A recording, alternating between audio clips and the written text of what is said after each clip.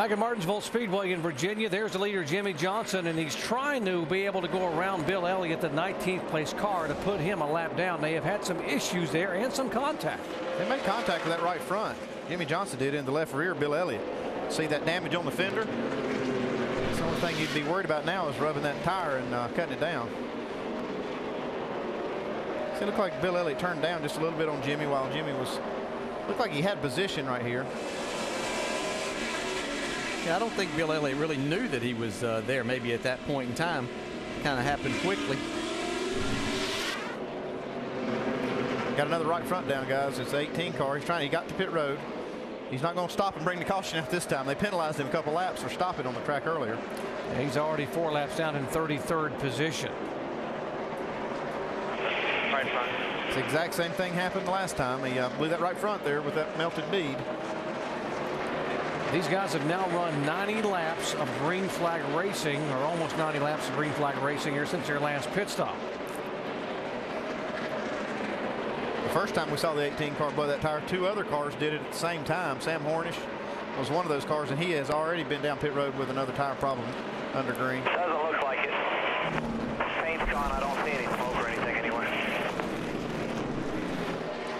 DJ, what's the mindset here if you're a driver? You know you can make it to maybe 370 to 380 on fuel, but knowing everybody's having some issues with that right front, are you mentally thinking about those brakes and trying to lay off as much as you can? Well, anytime in a long green flag run, you have to do that, and hopefully your car is good enough that it'll allow you to stay off of those brakes. But these cars, as we've said a number of times, they require more usage of the brakes, not only here but everywhere. And when you come here, it just magnifies that problem. Rusty? Guys, I tell you right now, the only thing that Jimmie Johnson and the rest of his field can do is be mindful of the heat in the front of these brakes.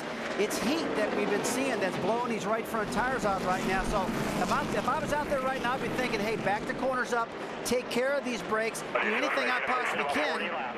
Do anything I possibly can to cool these things off. Andy, I got to tell you, this brake and new car combo, it feels like we went back in time 20 years for some reason here. Well, we kind of have, Rusty, with this car because it's a lot heavier and it's got a lot more rollover in the corners. It takes a lot more. You have to slow the car down more to make the corner because of that. And so you have to use more brakes. And you know, one thing that happens, the better cars running up front, you haven't seen have a problem with the brakes, because to run fast here, you can't really lay on the brakes hard. You have to back the corners up, back off just a little bit early, and that's the way you run good at Martinsville. Andy, as a crew chief now, do you consider when your window opens for fuel, do you consider maybe bringing some of these guys in and pitting and go ahead and get some fresh tires? Well, yeah, you would think that, but here's the problem with it. If you come down pit road, somebody else is going to have a melted bead, bring the caution out, and it's a real dangerous situation at this point to try to do that. And they're also in a situation now, Andy, you talked about when they were looking to come, probably 375, 380. From that point, they could make it if we happen to stay under green for the rest of the time. So they don't want to get in here any sooner than they have to, right? Well, yeah, you don't want to be the guy that pits first, because if you do that, you're very vulnerable to one of these other cars having a tire problem and bringing that caution out. Now, once everybody starts pitting, then you want to get your car on pit road. 6 car, David Reagan, having a very good run, marching. Now he is all the way up into the top 10, and behind him, Martin Truex Jr., one of the sleepers. He was a Dale Jarrett sleeper. Talking about Truex having another good run here. See, Dale Jr., he's working this 99 car hard in this traffic.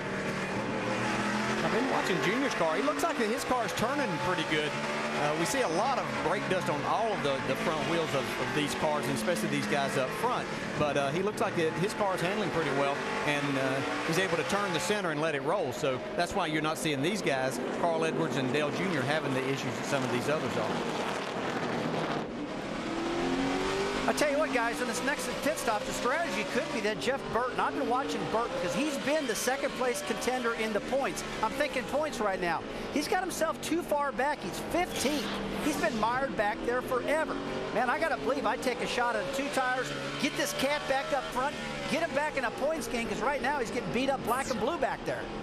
Well, the only problem is if they pit under green, it's going to take about 14 seconds to get enough fuel in the car to make it to the end. So they would have to almost take 4 tires in that situation. And the other side of it is, and I've said this before, is putting 2 tires on a not so good handling race car is a mistake in itself too. So I think they're going to have to go with 4 and just take their whipping, whatever they're going to get here today. Well, Dale, I completely agree with you. If you got a bad handling car, that put 2 could really get you in trouble, but maybe you get yourself in more trouble by getting marred back. I don't know, but you got a great point there. Tony Stewart up across the racetrack in turn 2. We're ready, we're ready. Right front tires down. Now you see why I wouldn't want to have my car pit. I wouldn't want to pit about 2 laps ago, because a lot of these guys are having problems at this point. Yeah, it almost caused a caution. He was up out of turn 2. The 22 ran into the back of him, actually, and did a great job, Dave Blaney, of not creating a caution flag there. Tony was running in 8th position now. It comes down. We stay green on the racetrack. Dave Byrne. And Tony Stewart had been battling a braking problem. In fact, Greg Zipadelli warned his driver about a halfway point. He said, we can see from the tire temperatures that the tires that came off the car that you're going to have to back off those things a little bit. And we know that that brake heat is what makes these tire beads melt. The right front definitely down. They will change right side tires and get it back on the lap, back on the track, having lost a lap. They'll change all 4 actually at this point, guys. And they won't be able to go to the end of the race from here without a lot of caution help. This happens in a hurry at this racetrack now. Riding along with Tony Stewart. Watch how quickly this suddenly did with no warning. Everything's fine at this point. You see he's kind of rolling center of the corner. And whoops. And there was a car right there too. And Coming up top here. we're lucky not to have a problem. We just blew right front. Leaders should be coming on pit road when we come back to Martinsville in just a moment.